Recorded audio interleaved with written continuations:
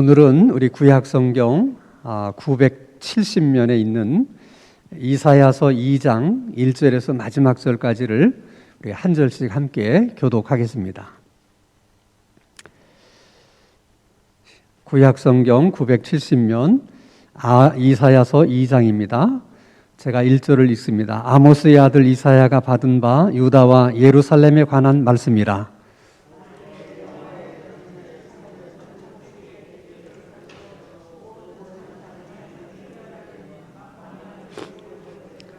많은 백성이 가며 이르기를 오라 우리가 여호와의 산에 오르며 야곱의 하나님의 전에 이르자 그가 그의 길을 우리에게 가르치실 것이라. 우리가 그 길로 행하리라 하리니 이는 율법이 시온에서부터 나올 것이요 여호와의 말씀이 예루살렘으로부터 나올 것임이라.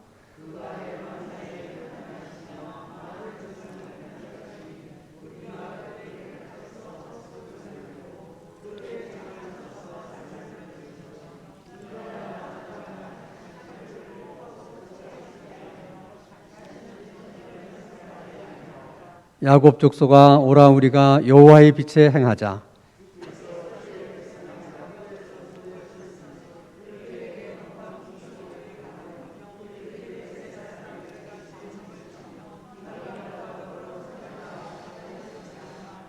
그 땅에는 은금이 가득하고 보화가 무한하며 그 땅에는 마필이 가득하고 병거가 무수하며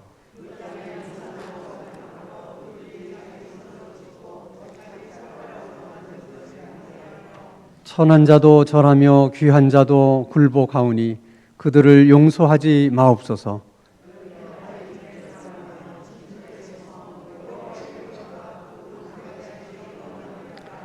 그날에 눈이 높은 자가 낮아지며 교만한 자가 굴복되고 여호와께서 홀로 높임을 받으시리라.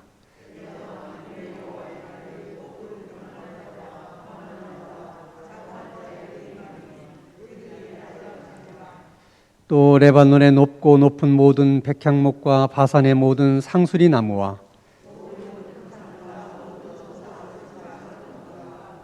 모든 높은 망대와 모든 견고한 성벽과 그날에 자고한 자는 굴복되며 교만한 자는 낮아지고 여호와께서 홀로 높임을 받으실 것이요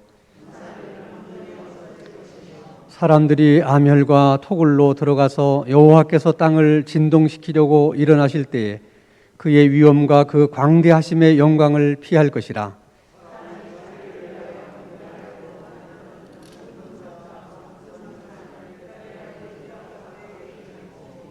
아멸과 험악한 바위 틈에 들어가서 여호와께서 땅을 진동시키려고 일어나실 때에 그의 위엄과 그 광대하심의 영광을 피하리라.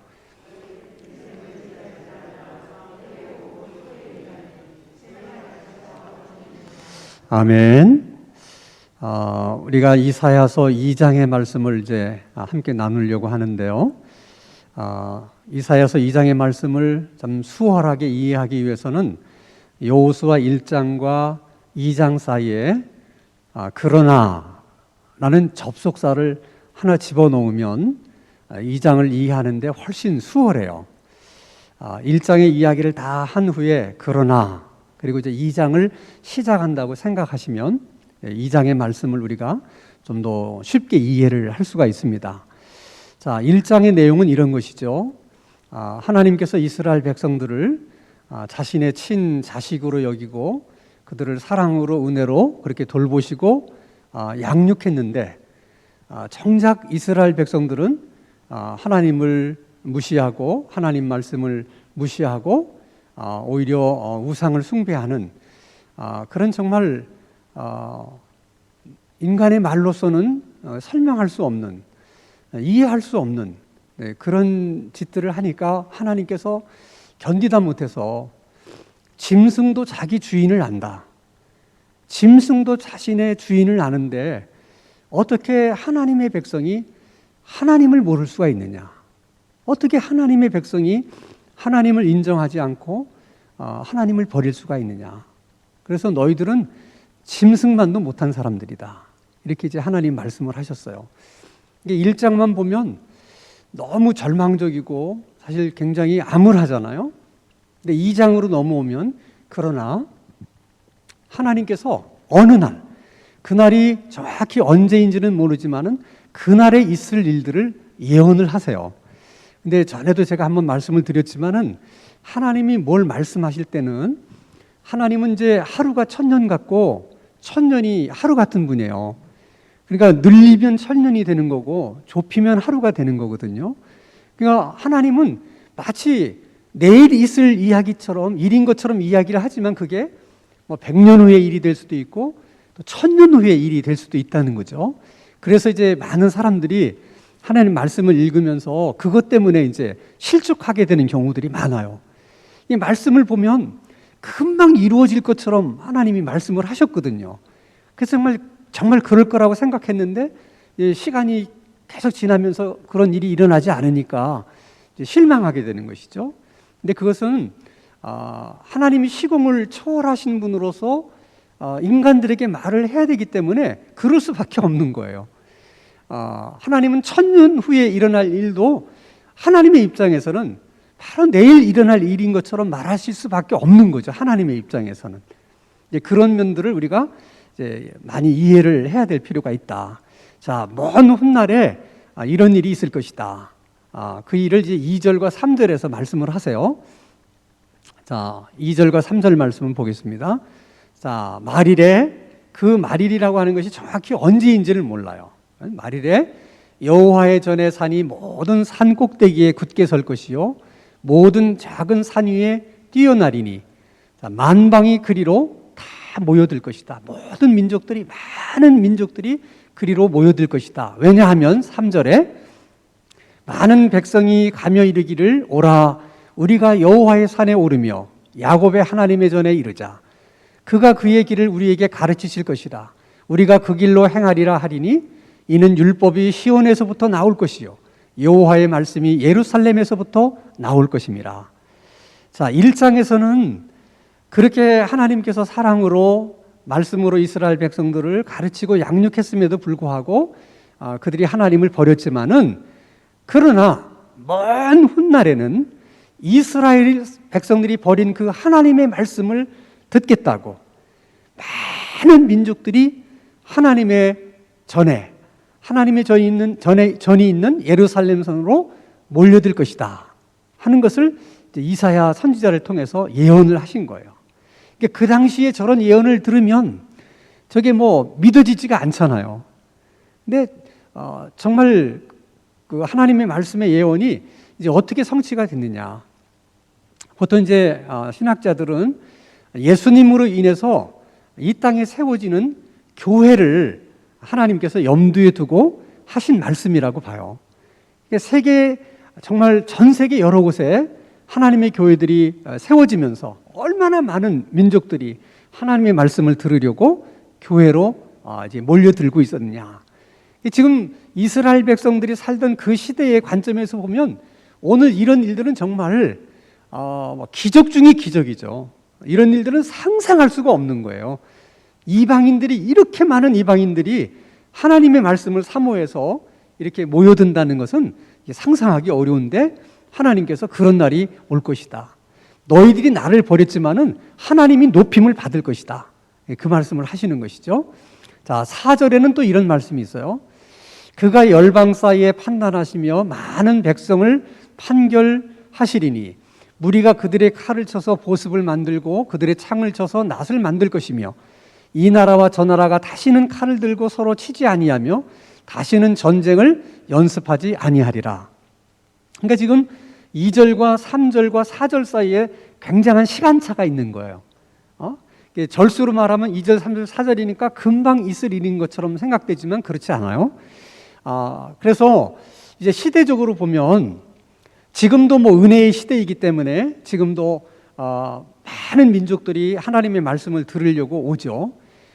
우리가 60년, 70년, 80년대는 뭐 한국이 그런 민족 가운데 하나였어요. 근데 지금은 남미나 아프리카에서 그런 열풍이, 하나님의 말씀에 대한 정말 광풍이 불고 있어요. 우리가 잘 몰라서 그렇지 정말 엄청난 사람들이 하나님 말씀을 들으려고 이제 몰려드는 거예요. 이렇게 몰려들고 있습니다. 그런데 그런 날이 이제 한국에 있다가 지금 이제 남미로도 가고 이제 아프리카로도 가고 계속 돌잖아요. 근데 이제 시대적으로 보면 이제 환란의 때가 이제 곧 하나님의 심판의 때인데, 그 심판의 때 바로 전에 강력한 성령의 기름 부음을 주셔서 하나님이 택한 자들을 부르시는 때가 있어요. 그때 이제 정말 여러 민족들이 이제 하나님 말씀을 사모하면서 하나님께로 돌아오는 그런 이제 역사들이 일어나는 것이죠. 그렇게 한 후에 이제 하나님의 심판이 시작이 돼요. 이게 심판이 돼서 그 심판이 끝나게 되면 이제 하나님의 말씀을 이제 사랑하고 사모하는 그런 백성들만이 남게 되는 거죠. 심판에 살아남을 수 있는 사람이 그들밖에 없으니까.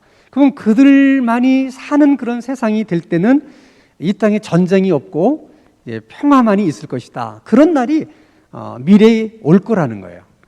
그러니까 그게 이제 뭐 마지막 종말이 있기 전에 잠시 있을 것인지 아니면 종말 후의 이야기를 하는 것인지는 우리가 정확하게 알 수 없지만은 어쨌든 전쟁이 없는 그런 세상이 온다는 거예요, 하나님이.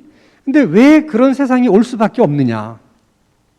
이 나라가 나라끼리 싸우고 또 뭐 교회와 교회끼리 뭐 이웃과 이웃끼리 이렇게 다투는 가장 중요한 이유는 서로 생각이 달라서 그렇거든요. 생각이 다르면 어쩔 수 없이 다툴 수밖에 없어요. 근데 이제 하나님의 말씀이 정말 강같이 흐르고 바다처럼 넘쳐서 모든 사람들에게 충만해질 때는 모든 사람들이 하나님의 말씀에 순종한다는 거죠. 하나님의 말씀에 순종한다는 것은 모든 사람들이 자기의 생각을 하나님의 생각에 복종시키기 때문에 모든 사람의 생각이 다를 수가 없는 거예요. 다 하나님의 말씀 안에서 다 하나가 되는 것이죠. 그때는 그러니까 서로 다툴 일이 없는 거예요. 그래서 결국은 이 세상에 갈등이 있다는 것은 우리가 성경의 관점에서 보면 첫째는 하나님의 말씀을 아는 자와 모르는 자가 있기 때문이고, 또 하나님의 말씀을 아는 자 중에 그 말씀을 순종하는 자와 또 순종하지 않는 자가 있기 때문에 갈등이 있을 수밖에 없다는 거예요. 그래도 하나님께서 저렇게 먼 미래 언젠가는 전쟁이 없고 다툼이 없고 갈등이 없는 그런 시대가 온다는 것이 우리들에게 있어서는 얼마나 큰 소망이겠어요. 자, 그러면서 우리가 이제 생각해 보는 거예요. 그러면 왜 이스라엘 백성들이 그렇게 하나님을 쉽게 버린 것일까? 어떻게 그렇게 많은 은혜를 받았음에도 불구하고 하나님 말씀을 그렇게 쉽게 그들이 버릴 수가 있었는가? 그것은 하나님 말씀 없이도 얼마든지 우리가 잘 살 수 있다고 하는 어떤 자신감 때문에 그런 거예요. 그런 자신감이 넘치게 되면 하나님을 의지하거나 하나님의 말씀을 따르고자 하는 마음이 있을 수가 없는 거죠. 그러면 그들에게 그런 자신감을 가져다 준 게 뭐냐면 국가의 번영이에요. 그동안 늘 북왕국 이스라엘에게 눌려 살던 남왕국 유다가 이제 어느 날 이제 북왕국 이스라엘로부터 이게 자유케 되면서 나라가 부강해지기 시작한 거예요. 그들이 정말 경험해 보지 못했던 그런 경제적인 풍요를 누리기 시작하면서 자신감들이 넘친 거예요. 뭐 부족한 게 없으니까.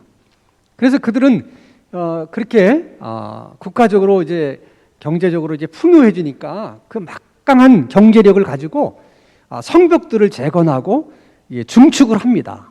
다시 말하면 성벽을 튼튼하게 요새화를 시키는 거예요. 이제 적군들이 아무리 쳐들어와도 우리가 얼마든지 막아낼 수 있다. 그리고 군비를 증강시킵니다. 그리고 자기들의 성 안에는 아주 자기들의 그런 경제적인 부를 과시하려고 굉장히 화려한 도시를 만들어요. 그러면서도 또 한편으로는 주변의 강대국들과 계속해서 이렇게 연결을 하면서 외교적으로 서로 이렇게 이제 교류를 해서 이스라엘 침공하지 못하도록 서로 이렇게 견제하도록 하는 탁월한 외교술을 또 이렇게 발휘를 합니다. 근데 자기들의 생각에는 그게 굉장히 탁월한 외교술이라고 생각한 거죠. 그래서 이제 우리들은 안전하다 이렇게 생각한 겁니다. 거기까지만 해서도 별 문제가 없는데 그들은 어쩌다 그렇게 부강해지다 보니까 자기들이 잘 살게 된 건 감사한데 강대국들과의 삶을 비교해 보니까 자기들은 또 거기에 비하면 초라한 거예요. 그러니까 강대국의 사람들의 그런 어떤 삶의 문화라든지 풍습이 굉장히 부러워 보이는 거야.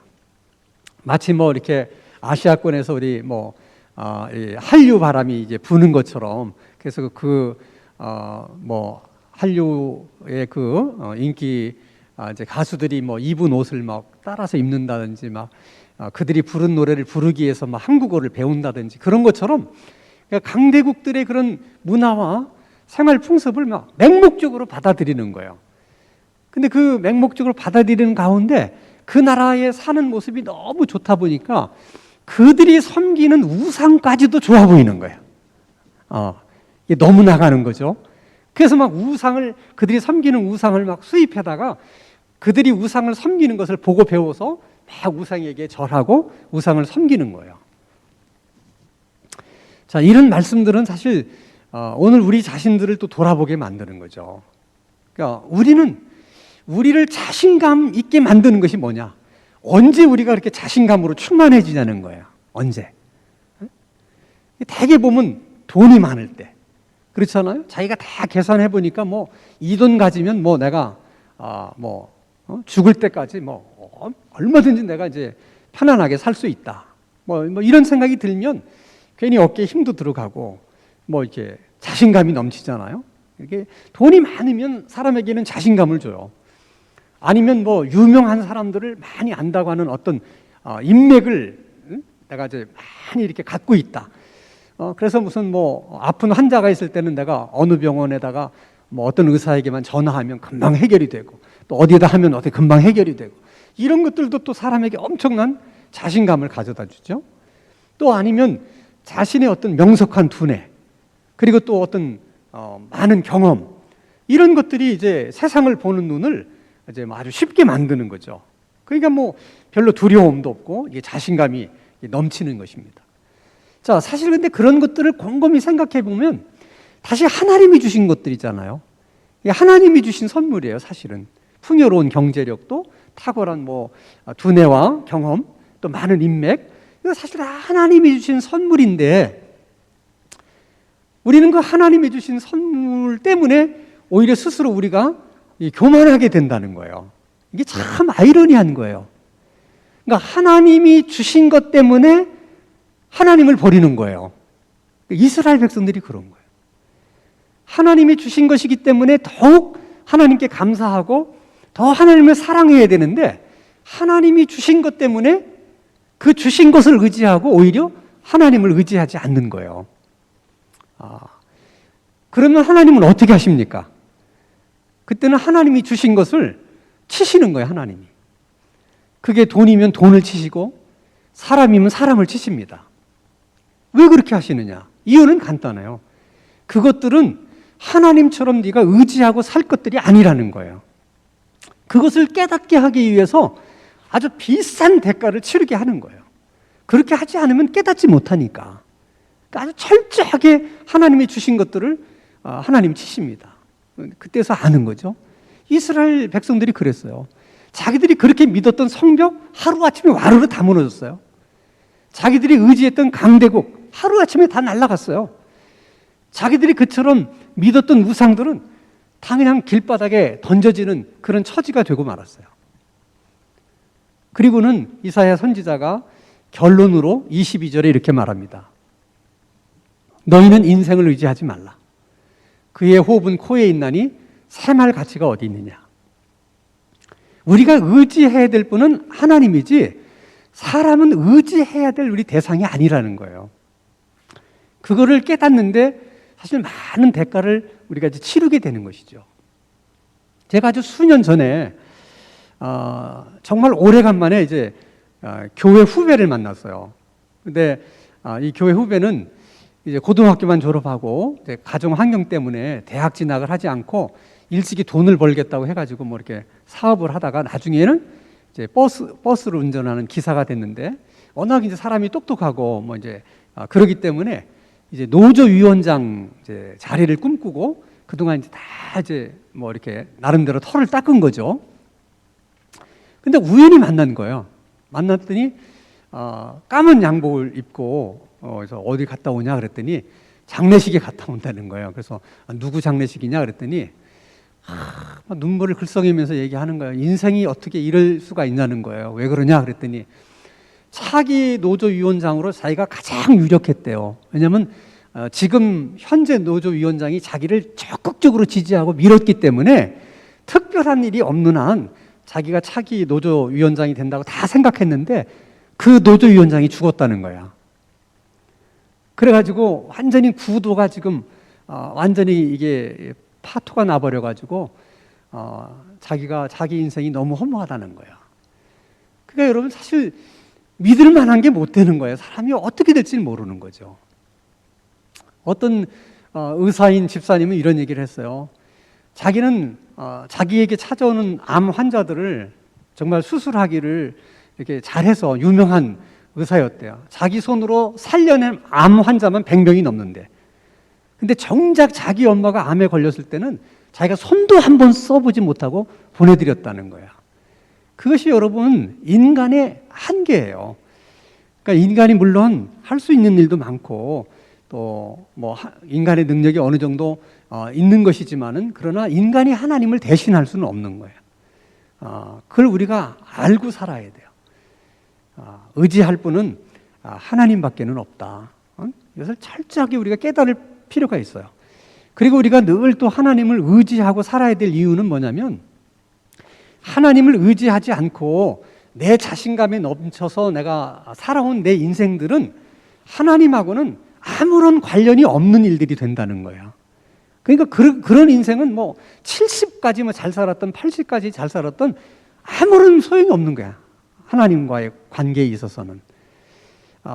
그래서 우리 삶이 몇 년을 살아도 이렇게 하나님을 의지하고 하나님 말씀에 순종하면서 사는 것이 중요하다는 거예요. 그걸 잊어서는 안 돼요. 제가 한번 우리 뭐 교인들에게 설교할 때 한번 내가 예로 들어서 말씀을 드린 적이 있는데, 제가 한 80년대 초반에 처음에 이제 미국에 이제 연수 받는 일 때문에 이제 간 적이 있는데, 제가 이제 미국에 가니까 목사님들 세계에서 막 굉장히 이제 화제가 된 이야기거리가 있는 거예요. 그러면 나한테 이제 들려주는 거야. 그러면서 어느 동네에 이제 아주 신실하신 그런 목사님이 한 분 살고 계셨는데, 그분은 신비파도 아니고 정말 그런 거하고는 거리가 먼 사람이었는데, 이 사람이 갑자기 어쨌든 뭐 이렇게 심근경색인지 뭔지는 모르지만은 갑자기 이제 병원으로 이송하는 도중에 이제 죽어가지고 다 죽었다고 생각했는데 다시 깨어난 거예요, 이분이. 근데 깨어났는데 이제 와서 자기가 천국과 지옥을 갔다 온 얘기를 하는 거예요. 근데 평소에 그분이 그런 쪽에 이제 뭐 관심이 많고 평소에도 그런 쪽에 얘기를 많이 한 사람이면 이제 사람들이 뭐 이게 갑자기 죽은 게 아니고 뭐 잠시 이제 뭐 이렇게 정신을 잃었는데 이제 뭐 착각으로 뭘 봤겠지 뭐 이제 그럴 텐데, 평소에는 그런 거하고는 전혀 거리가 먼 사람이 그런 얘기를 하니까 이제 사람들이 이제 들어본 거예요. 이제 자기가 이제 죽으니까 정말 어두운 심연 속을 그냥 끝도 없는 심연으로 이게 나락으로 떨어지는데, 어느 순간에 이제 위에서 밝은 빛이 자기를 비추면서 떨어지다가 이제 멈췄다는 거예요. 근데 이제 그 빛을 비치는 것을 바라보니까 그 빛 끝 부분에 이제 주님이 이렇게 이제 계시는 걸 자기가 이제 직감적으로 이렇게 알았다는 거예요. 그러면서 그 예수님이 내가 너에게 지옥도 다 보여주고 천국도 다 보여주겠다. 그래서 이제 자기를 지옥으로 데려가서 이제 이렇게 다 보여주는데, 하여간 뭐 얼마나 끔찍한지 자기가 깨어나고 난 후에도 그게 막 지옥에서 본 광경이 생각이 나면 막 진땀이 다 흐른다는 거야. 너무. 그래서 근데 이제 지옥을 보여주는데 아주 지옥도 아주 심연처럼 깜깜하더래요. 근데 이제 서치라이트를 쫙 비치면 그 부분만 보이잖아요. 그러니까 이제 주님이 보여줄 부분만 이렇게 보여주는데 너무나 징그럽더라는 거예요, 그게. 근데 이렇게 하다가 보는데 어느 순간에 자기가 잘 알고 있는 자기 동네 장로님의 모습이 딱 보인 거예요, 거기서. 근데 이분이 그때 이제 무슨 생각이 들었냐면, 그 장로님은 정말 법 없이도 살 수 있는 분이고 아주 구제라든지 뭐 이렇게 이웃에게 돕는 일을 많이 해가지고 목사님들에게도 존경을 받는 장로님이었대. 그게 쉽지 않거든요. 예, 평신도들에게 존경받는 장로님들은 있어도 목사님들이 다 존경할 만한 그런 장로님은 쉽지 않아요. 근데 다 뭐 이구동성으로 모든 목사님들이 그 장로님은 아주 칭찬하고 믿을 만한 분인데, 그분이 거기에 있으니까 이분이 너무너무 궁금하더라는 거야. 그래서 주님한테 물었대요.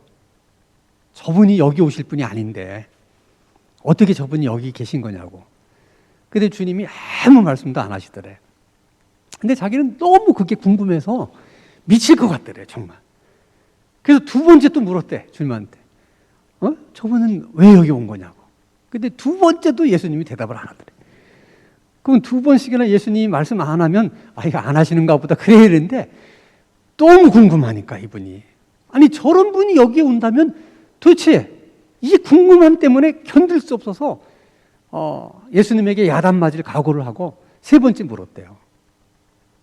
어떻게 주님, 저분이 여기 온 거냐고. 그랬더니 주님이 잠시 이렇게 머뭇거리시다가 아주 슬픈 듯이 말씀하셨대.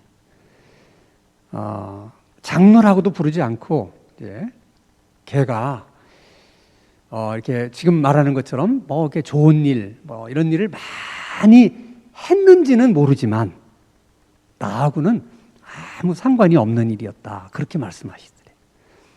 그래서 이 목사님이 이제 그거를 보고 와서 너무 충격을 많이 받은 거예요. 그러니까 사람들이 보는 거하고 이게 너무 다른 거야. 다른 거야. 그러니까 우리들이 한평생을 살면서 우리 딴에는 잘 산다고 산 건데 주님이 나하고는 아무 상관이 없는 일이었다 그렇게 말씀하시면 뭐가 되겠어요? 그래서 여러분, 우리가 하나님을 의지하면서 사는 것 자체가 큰 복인 줄로 믿으시기 바랍니다. 그리고 늘 우리가 하나님 앞에 기도할 때도 우리가 구하는 것들이 많지만 늘 하나님 의지하고 살게 해달라고. 우리가 살면서 돈도 필요하고 사람과의 관계도 필요하고 다 필요치 않은 것이 없어요. 그렇지만은 무엇보다도 내가 돈을 의지하거나 사람을 의지하거나 다른 것을 의지하지 않고 내가 하나님을 의지하면서 살아갈 수 있게 해달라. 끝까지, 마지막 순간까지도 나는 하나님을 의지하며 살았던 사람이라고 하나님 앞에 그렇게 인정받을 수 있는 삶을 살아가게 해달라고. 그렇게 여러분 기도하세요. 그렇게. 그래서 오늘은 우리가 기도할 때 혹시 하나님이 주신 것 때문에 우리가 하나님을 버리는 일이 없도록, 하나님이 주신 것 때문에 오히려 우리가 교만해지는 그런 참 어리석은 그런 일을 행하지 않도록 하나님 주신 것 주실수록 더 겸손해지고 낮아지게 하시고, 그럴수록 더욱 하나님을 의지하면서 살아가는 믿음의 삶이 되게 해달라고.